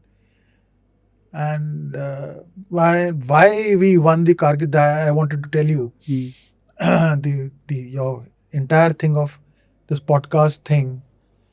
I see everything is documented, like I told you. Now I can't change anything. I cannot tell you anything which is कि ये ऐसे हुआ जी, नहीं जी ये ऐसे हुआ, नहीं. It is documented. It is the government of India has already given everything in black and white. I cannot go against it. I'm nobody. What I can tell you is that why the Indian Army, when I told you initially, is the best army in the world. Why am I saying this again and again? It is because nobody gives your life for your country so easily. Life for you is the final, it is the ultimate sacrifice you can do. You're giving up your own life. And giving up your own life so easily for a cause is very, very difficult. As a person, that if I go on this path, I will not come back. It's not I may or may not, I'll not come back, but you still go into it. Why? That is the kind of thinking which left me very deep impression in my mind. Now for that, I'll give you a reason why I am saying we are the best. You see, like I told you, when we pass from I can talk about the officers part, and the same goes for the men. So there's something known as regimentation. Regimentation is something like कि आप एक unit को belong करते हो. मैं 25GR से हूँ, frontier force से. मैं 25GR को बिलोंग करता हूँ. पलटन की इज्जत मेरी इज्जत, मेरी जिम्मेवारी. मेरे शोल्डर पे पलटन का बैच चलता है, ठीक है ना. जो भी मैं काम करूँगा, मेरी पलटन की उस पे पूरा जो कॉन्सिक्वेंसेस सारे उससे यूनिट के इज्जत पे पड़नी है. That thing is drilled into your mind again and again and again and again and again. And जब आप IMA से पास आउट होते हो तो बोलते कहाँ से 25GR, उसके बाद 25GR चलेगा पूरी जिंदगी, ठीक है ना. चाहे आप 9 कुमाऊं से हो जी, आप बिहार रेजिमेंट से हो, Madras regiment, you're carrying that weight on your shoulders. Now when it comes to war, what motivates, like you're saying, a militant, what motivates a militant? तो मेरे को क्या मोटिवेट करता है कि मैं जाके अपनी जान दे दूं अपने देश के लिए. क्या मोटिवेट करता है? It is this regimentation which has been imbibed into me कि यूनिट के लिए मैं जान दे दूंगा, चाहे कुछ भी आ जाए. मैं यूनिट के नाम पे, कंट्री के नाम पे, चाहे वो कोई भी नारा हो. जैसे मेरी यूनिट का नारा आया गुरखाली, जो दूसरी यूनिट से किसी का कुछ है, बजरंग बली की जय हो, जय दुर्गे माँ, ऐसे अलग अलग सब नारे हैं, अपने नारे. उस नारे पे हम चल के हमारे से हम कुछ भी कर सकते हैं, और यहाँ तक कि अपनी जान भी दे सकते हैं. Now you compare yourself to the foreign armies. Now foreign armies do not have this kind of deep imbibing of this factor in your mind and in your personality, that you are belonging to that unit, you're belonging to that system very deeply. We are बिल्कुल कसे हुए उसमें आप, कि आप आपके जो पिप्स हैं, आपके जो लैंडयार्ड है, आपका जो बेल्ट है, उसके लिए आप कुछ भी कर दोगे. That motivates you to go into a battle and even give your life. You don't care. You don't care for anything. You just give your life. And उस टाइम पे आप देखिए Vikram Batra and all those people, all those young officers. हमारी Indian army में we lead from the officer leads from the front. He might be a platoon commander, he might be a company commander, he might be a commanding officer. He leads from the front. And because he leads from the front, the troops naturally are always, nobody is behind. And these officers who laid down their lives for the country, the matters, are the ones who have left a very, their unit, where when you go to the unit, you get that impression.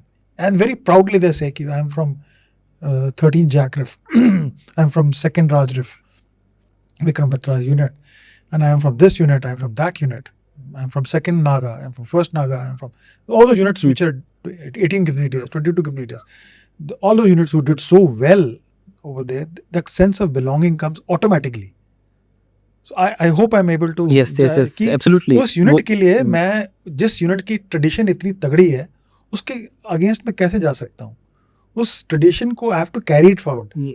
I can not let it down. उस time नहीं आता.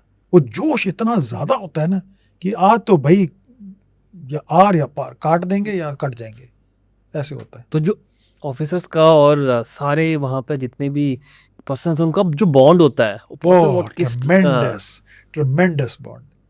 वो नारा लगता है ना, जब नारा कि जय दुर्गे माँ या आयो और खाली, जब नारा लगता है उस टाइम फिर दाएं बाएं गोली शोली कुछ बॉम्ब फट रहा है कुछ नहीं पता लगता.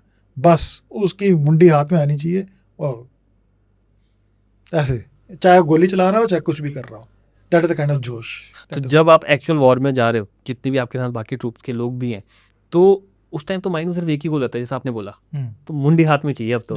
तो वहाँ पर क्या कभी ऐसा होता है कि थोड़ा सा एक दूसरे को माहौल को मेंटेन रखने के लिए कुछ जैसा मूवीज में दिखाया जाता है, क्या वो एक्चुअल में रियलिटी होती है? थोड़ा सा जोक्स वगैरह भी चल रहे होते हैं फन के साथ? ना, उस टाइम पे कुछ नहीं. वो तो पूरा इंटेंस माहौल है. Totally intense. उस टाइम पे आपका पेपिंग अप इतना ज्यादा होता है ना, नीचे से ही वो शुरू हो जाता है. पेपिंग अप इतना ज्यादा होता है कि आप, your adrenaline is so high that there is only one objective in your mind कि I have to reach that point, that post, that feature, that whatever that target is given to me.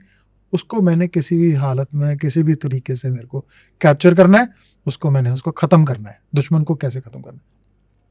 My aim is very clear. My aim is very specified by my CO, if I'm the company commander. He's specifically told me कि ये target है, इसको आपने इस time तक, इतने बजे तक इसको आपने चाहे उसको कंप्लीट करना है. उसके लिए आपको कुछ भी करना पड़े. ओवरऑल पूरे के पूरे कारगिल वॉर में कितनी यूनिट्स थी वहाँ? यूनिट्स तो देखिए जी, 6 ब्रिगेड्स थी. 6 से भी in fact we had more brigades थी. एक ब्रिगेड में आप सोच लीजिए 3 बटालियंस, हर एक बटालियन में 700-800 आदमी. तो काफ़ी फौज तो बहुत थी वहाँ पे. प्लस आर्टिलरी थी, प्लस एविएशन यूनिट्स थी, प्लस बहुत फौज तो बहुत थी वहाँ पे. And the operations then went on after that. Now I'll tell you one incident. Everything has got a lighter side also. So Dras में 56 brigade was there, and Dras में हम GOC वेंट, तो उस टाइम पे काफ़ी हैवी शेलिंग चल रही थी द्रास के ऊपर. वो तो आप सबको पता है, आपने न्यूज़ में देखा होगा. काफ़ी हैवी शेलिंग थी. तो जो ब्रिगेड हेडक्वार्टर था वो बंकर के अंदर था, बंकर में था. तो हम बंकर के पास जाते थे, गाड़ी पार्क करके फटाफट बंकर के अंदर घुस जाते थे. अच्छा, उस टाइम पे क्या हो रहा था कि सोनामर्ग और श्रीनगर से सप्लाई भी आ रही थी, एमिनेशन, हथियार, एक्सप्लोजिव, सब कुछ ट्रकें चल रही थी. बट बिकॉज शेलिंग चल रही है तो गाइड करने के लिए लोग नहीं होते थे. तो वो क्या करते थे, गाड़ी खड़ी कर दी इधर उधर, और फिर वो सुबह के लिए वेट करते. रात को आती थी गाड़ियाँ, क्योंकि दिन के टाइम पर देख के तो उड़ा देगा वो. तो वो रात को गाड़ी खड़ी करके they have to go and hide somewhere, the drivers, और get under their vehicle, whatever they could do, and go off and do there. सुबह फिर वो गाड़ियाँ उनको हम मार्शल करते थे. तो हम एक रात को बंकर के अंदर घुसे ऑपरेशंस कोऑर्डिनेट करने के लिए. पूरी रात हमारी उस बंकर में निकली द्रास में, और हैवी शेलिंग चल रही रात को, दम दुम दुम दम, आसपास सब शेल गिर रहे हैं. सुबह उठ के हम लोग बाहर निकले ऑपरेशंस के बाद, सुबह जब होगी तो बाहर निकले, तो जैसे बंकर से बाहर, बरखा दत्त वाज आल्सो देयर, या शी वाज आल्सो देयर, तो हम बाहर निकले तो साइड में एक ट्रक खड़ा हुआ था बिल्कुल साथ में, हमारे बंकर के बिल्कुल साथ में, तो उसका ड्राइवर नीचे उसके सो गया था, गाड़ी के नीचे सो गया, गाड़ी के नीचे सो गया। तो जीओसी ने बोला पूछो भाई क्या किसकी गाड़ी है, क्या है, क्या क्या है? जीओसी ने somebody told me, not me. तो मैं गया और मैंने नीचे उसको उठाया, मैंने बोला भाई उठ, क्या है, तो कहाँ सोया हुआ है, सारी शेलिंग हो रही है। तो उठ गया लड़का, वो बेचारा आया, उस रात को चल के आया होगा, पूरी ड्राइव करके थक गया होगा बेचारा। तो मैंने उससे ऐसे ही जनरली पूछा, मैंने बोला क्या है इसके अंदर, गाड़ी के अंदर? मैं तो राशन रूशन होगा कुछ, बोलता सर एक्सप्लोजिव है। उसके नीचे सोया उसके नीचे सोया बंकर हमारे साथ में। और अगर भगवान न करे अगर एक राउंड गिरता उस पे तो सारा ही उड़ा देता उसे। बट चलो इट इज पार्ट ऑफ ऐसे ही हमारे my GOC was general Mahendra Puri, was now very famous personality. तो जहाँ डेविड क्वार्टर था हमारा मध्यान्ह में, उधर भी काफ़ी ज़ोर से शेलिंग चल रही थी। तो वो सोते थे एक कैरावैन में। Caravan is like a truck which is got driver compartment में फ्रंट, एंड पीछे बिस्तरा होता है, और उसके अंदर वो जो सीनियर ऑफिसर है वो उसके अंदर कैरावैन के अंदर सो सकते हैं, उनका जो पर्सनल आइटम्स रखे रहते हैं। It's like a small cubicle type, where you can have a bed and you have a basic toilet, and you have your normal your clothes and everything inside. Very basic thing. उस दिन बहुत shelling चल रही। तो मैंने बोला अपने colonel GS को, जनरल छब्बीवाल थे, these are all very famous personalities, general Chhabbiwal, colonel Parashar, then there was one Colonel Sandhu, Atamjit Singh Sandhu.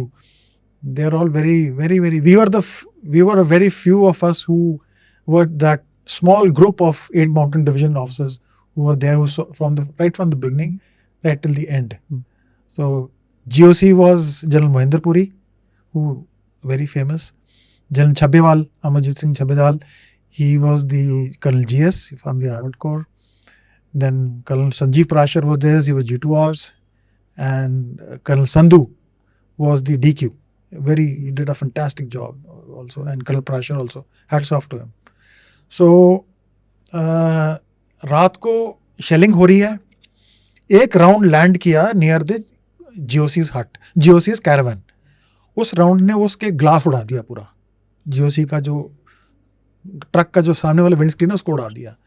तो I told the colonel GS and I told my G2 senior to me, sir ये shelling हो रही है, GOC का बिस्तरा उठा के यहाँ रख देते हैं, बंकर के अंदर रख देते हैं, तो it's not safe outside, no you can't sleep outside. तो उठा के रख दिया हमने, वो जमीन पे बिछा दिया अंदर।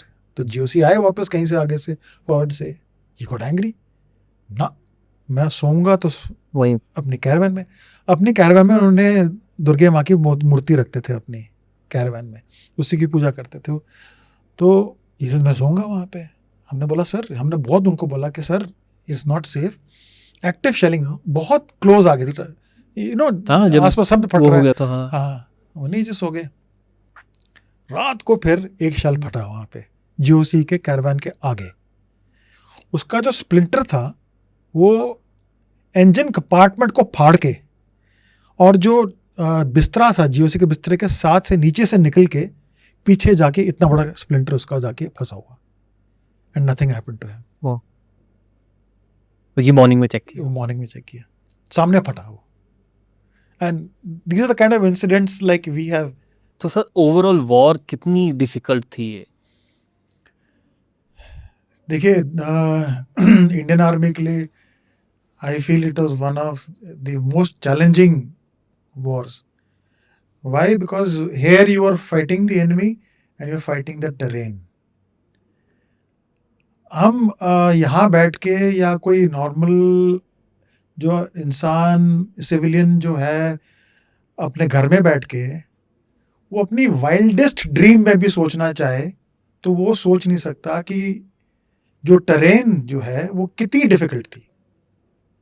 देखिए द्रास और जो आसपास के जो एरिया जहाँ पे ये फाइट हुई है, most of the post were about more than 13,000 feet to 20,000 feet.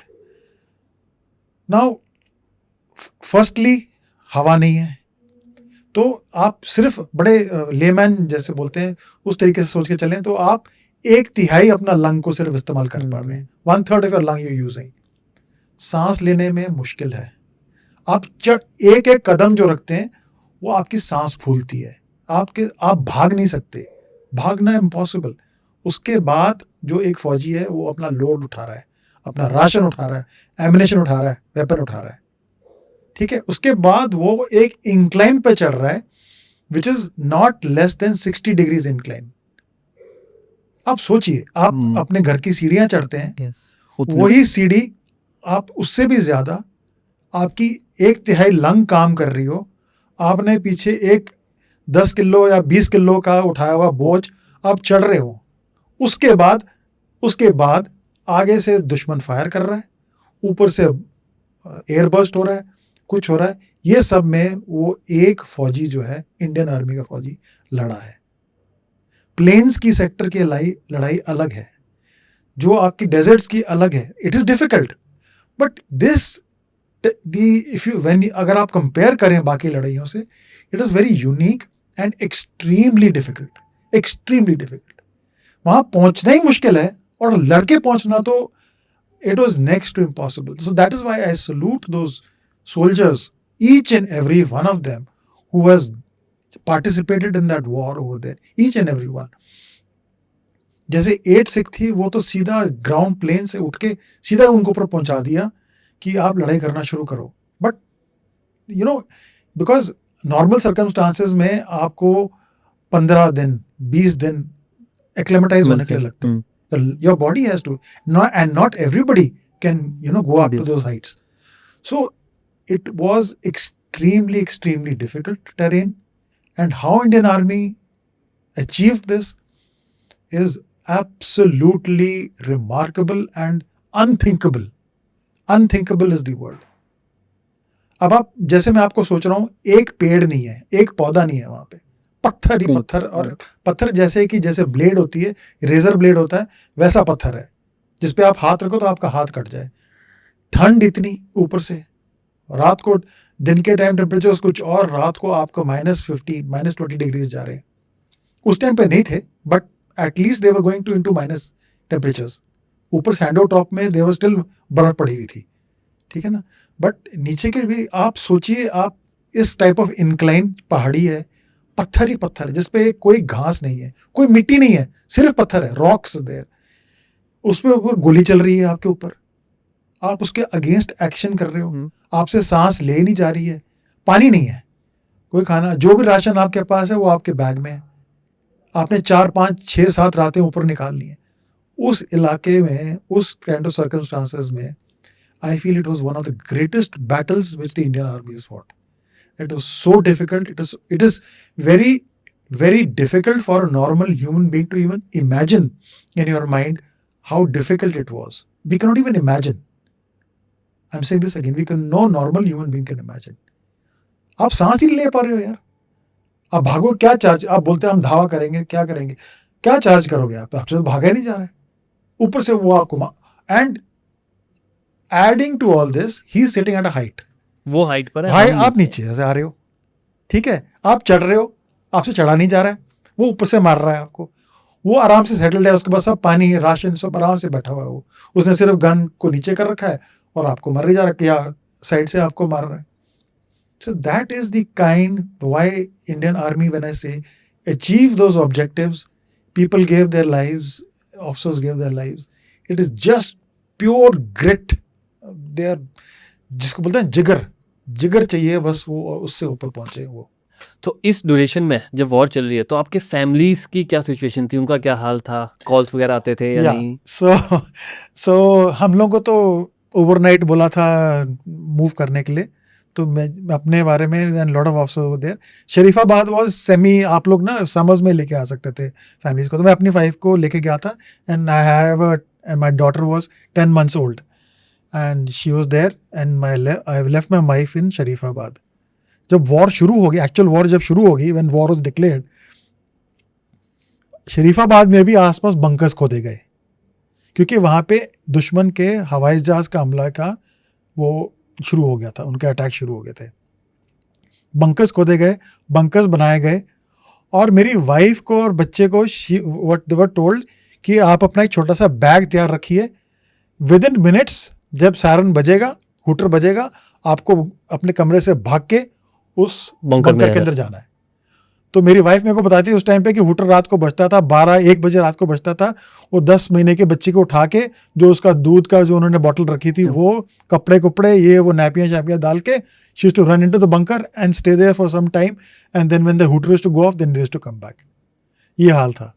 Then ultimately we were given choppers from Dras to go to Sharifabad, and इनको मैंने एयरक्राफ्ट पे चढ़ा के फिर I came back within a few hours. So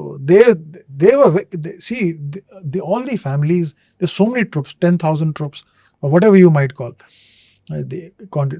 Everybody has a family, father, mother, brother, sister, कुछ तो होगा। अब वहाँ पे कम्युनिकेशन का तो कोई साधन ही नहीं था। कम्युनिकेशन क्या करें हम, किसको क्या बताएं? So everybody you can imagine, जो उनकी फैमिलीज थी, what they were thinking कि हमारा हस्बैंड, हमारा ब्रदर, हमारा सेफ है कि नहीं है, क्या हो रहा है वहाँ पे। So this big question mark was always in their minds. तो पीओके में मैं एक आपसे ये जानना चाहूँगा कि करंट जो सिचुएशन पीओके में है और जो वहाँ के लोग हैं, कश्मीर में भी काफ़ी लोग, वो कश्मीर ये पाकिस्तान को इतना क्यों सपोर्ट करते हैं? क्या ये सच में एक नैरेटिव है या सच में ऐसा है वहाँ सिचुएशन भी? Pakistan is basically a failed state. Everybody knows that. Pakistan is not run by politicians. Pakistan is run by the Pakistani army. It is a fact, and it is if somebody is going to the United Nations and saying कि जी नहीं politicians हैं, ये है, if we are saying कि नहीं जी elections होती हैं जी, government is elected and this and that, ये सब it's all lies. It is the Pakistani army, and final stamp is of the Pakistan. As far as POK is concerned, people are not for the Pakistan, because Pakistan army has been very selfish in their own they have been pulling up their own people, their Pakistan army officers. They have been involved in a lot of corruption. So दुनिया को पता लग जाता है, थोड़े से चोरी करेंगे, दुनिया को सबको पता लग के आप क्या कर रहे हैं। एंड फिर ये मिलिट्री कूप्स हो रही हैं, मिलिट्री कूप हो रही है, कोई आ गया, मुशर्रफ जी आ गए, उन्होंने ऐसा कर दिया, तो सबको दुनिया को दिख रहा है ये। And a democracy is a democracy, and Pakistan is not a democracy. There's nowhere a democracy. So POK, like you're asking, POK is not. They are not towards Pakistan. They also now want independence, and so slowly आगे देखते हैं क्या अभी एक incident तो बिल्कुल सामने ही, अब पूरी दुनिया के Balochistan, Balochistan is another, yeah. Yes. Yeah. So that's coming up in a big way. Yeah. So अभी ऑपरेशन सिंदूर हुआ रिसेंट, और इसमें पाकिस्तान का मीडिया या पाकिस्तान की आर्मियाँ सारे ये कि इंडिया ने तो कुछ किया ही नहीं जी, जो भी किया हमने ही किया, और उनको वहाँ मार्शल की पोजीशन भी दे दी, सब कुछ कर दिया, फील्ड मार्शल। तो क्या सच में ऐसा कुछ है? ये भी एक उनका एक नैरेटिव है। नैरेटिव ही है। देखिए, मैं जो मैं आपको बोलूँगा that will be through, because still I am in touch with my some Fauji friends who are still serving. I am not serving. I retired in 22, so I cannot tell you exactly what this thing.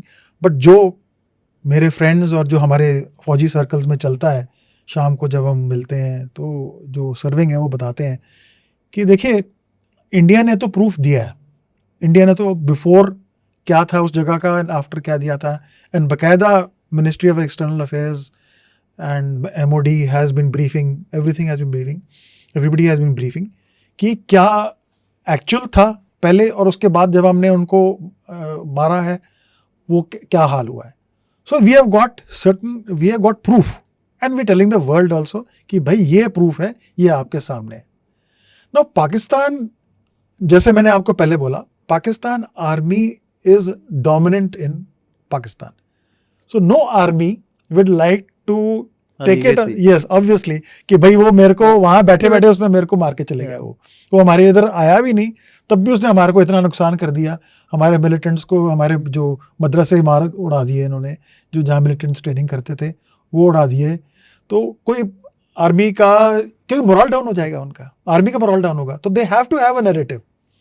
You see, army functions on a morale. If your troops morale, your officers morale is low, and you keep projecting, the world is telling कि भाई Pakistan army को तो इन्होंने बाहर से आके मार के चले गए, तो नेचुरली मोरल डाउन हो जाएगा उनका। और अगर ये वॉर लंबी चलती तो क्या सिचुएशन होती? See, I can give you my very personal opinion. Yes. It is nothing to do with politics. It has got nothing to do with senior officers saying. It is purely my personal, very, very personal as a person me. Two things I want to put into us.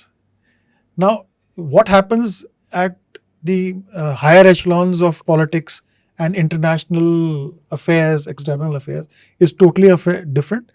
I am not aware of it, and I don't know how the things function. There is something known as diplomacy also, and a lot of things which are factors there. I respect that, but as a soldier, as who is retired, two things: Kargil and Sindoor. Both I have got certain inhibitions in my mind and certain grudges in my mind. I'll use this strong word, grudges. Op Vijay, we should have gone up to Skardu. Skardu तक हमको लेना ही चाहिए था, हमारे पास troops थी, हमारे पास सब कुछ था, लेकिन हमको रोक दिया गया। I feel very bad. Personally, I feel very bad about it. We could have easily taken back that entire area, easily. Because they were on the run. वो जैसे चूहे भागते हैं ना बिलों से, वैसे हमने इतना बुरी तरह मारा था, इतनी बुरा ठोका था उनको, भाग गए थे वो, चुप हथियार छोड़ के, सब कुछ छोड़ के भाग गए थे। ऑफिसर भी भाग गए थे उनके।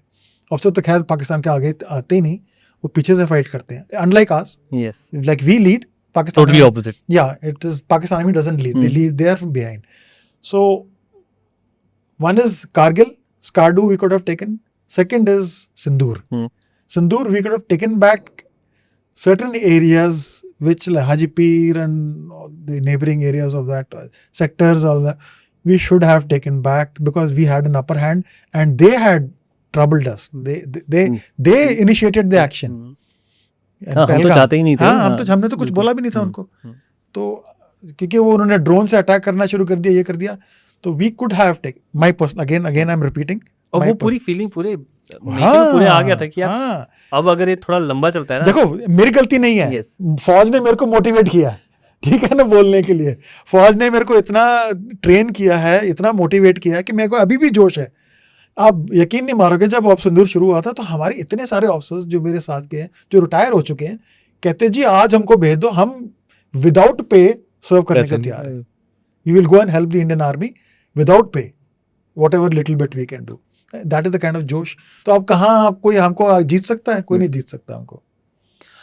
इंडिया इतना आगे बढ़ चुका है, इतनी सारी चीज़ों को हमने हमेशा वॉर अवॉइड की है।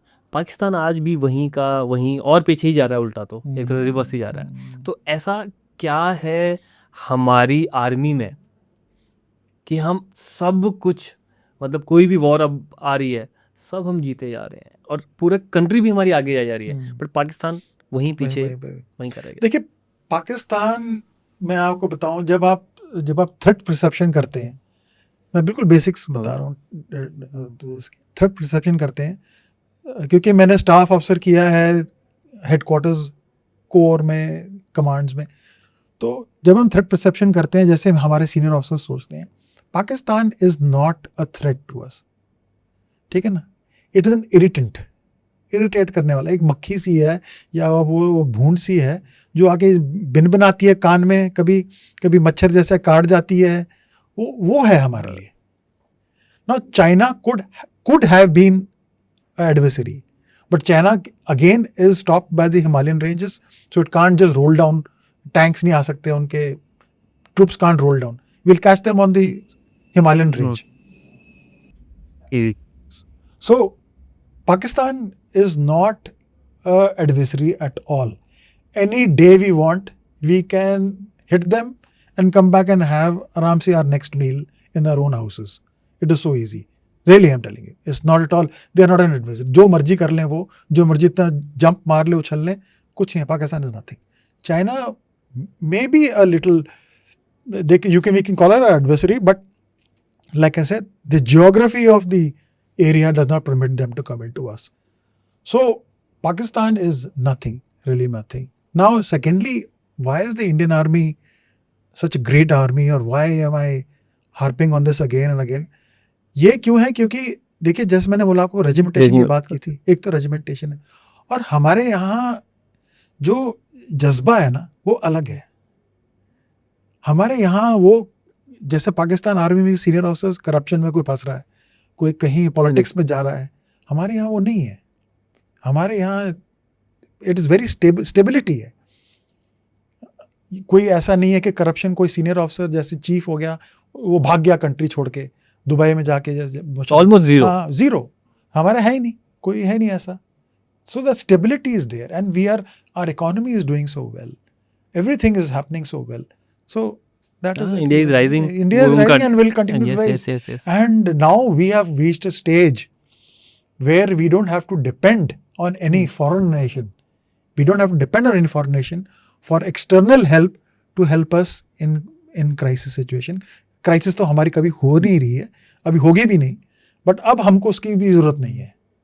हम आत्मनिर्भर इतने हो गए हैं, और हमारे, I feel that with all this latest what you have seen, we don't require, we may require a little bit of technological, or a little bit of that. Otherwise, majority wise, we are quite a self-sustained nation, and we can fight future wars on easily. अब तो सारी चीजें यहाँ इसरो है, DRDO है, सब कुछ यहीं बन रहा है, सारी चीजें हो रही है. यस, अब एक्टिवेट हो गया सब कुछ. तो मैं सबसे आखिरी आपसे एक सवाल ये पूछना चाहूँगा, जितने भी यंगस्टर्स हैं जो आर्मी में जाना चाहते हैं, या किसी भी आर्मी, नेवी एंड एयरफोर्स में जाना चाहते हैं, उनको आप क्या एडवाइस करोगे? या कहीं अभी भी ऐसा है कि वो परसेंटेज, मुझे ऐसा लगता है कि वो थोड़ी कम हो रही है. क्या सच में कम हो रही है? मेरे को ऐसा फील हो रहा है कि जो परसेंटेज है डिफेंस फोर्सेस में जाने की, वो थोड़ी सी कम हो रही है. देखिए, डिफेंस फोर्सेस की जो एंट्री लेवल है, अभी भी बहुत, it is not like that. अभी भी बहुत, it is very very lucrative. You see, it is a class 1 gazetted officer, straight. You very good pay, medical benefits, pension benefits बहुत हैं आपको, और कम नहीं हुई. मैं आपको ये बता दूं, कम नहीं हुई. And selection procedure is very tough. It is tough. Only thing you have to be focused, and you have to be very clean-hearted to go through this selection procedure. उसके बाद there is, the army will take care of you.